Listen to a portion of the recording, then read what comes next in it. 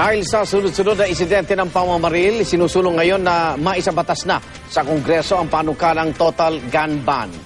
Suportahan naman kaya ito ni Pangulo Aquino na kilalang gun enthusiast. Darito po ang aking report. Ang walang habas na pamamaril ng isang lalaki sa Kawit, Cavite, isa lang sa mga dahilan kung bakit mainit na pinag-uusapan ngayon ang pangangailangan daw para sa gun control law. Pero hindi na lang gun ban sa piling panahon ang itinutulak ng ilan, kundi batas na ipapasa sa Kongreso.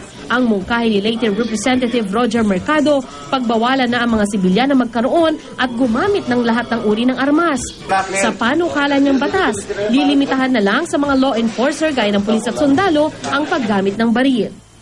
Only those who are the authorities who should be holding a gun, and then there should be a purging of the listings of gun owners in our Philippine National Police, so that there will be a new registration of weapons. Pero pangamba naman ng ilan, baka iwan ito sa gobyerno ang monopolyo ng puwersa. Pangambang nag-uugat sa mga leksyon ng kasaysayan kaugnay ng martial law. Mga kudeta at pag-aaklas ng mga armadong sektor ng pamahalaan.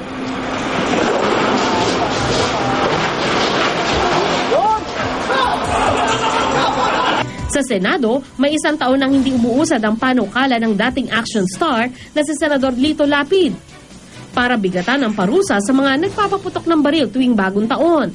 Layong amyendahan ng kanyang Senate Bill 3114 ang revised penal code para gawing hanggang 6 na taon mula sa dating 6 na buwan lang ang parusa sa mga nagpapaputok ng baril na hindi nakatutok sa tao.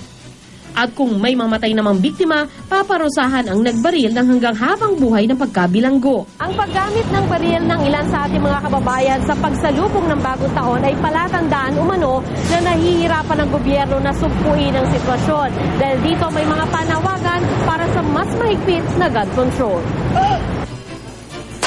Pero susuportahan din kaya ito ng palasyo gayong ang ating Pangulo ay kilalang gun enthusiast? I think that is an unwarranted assumption. The president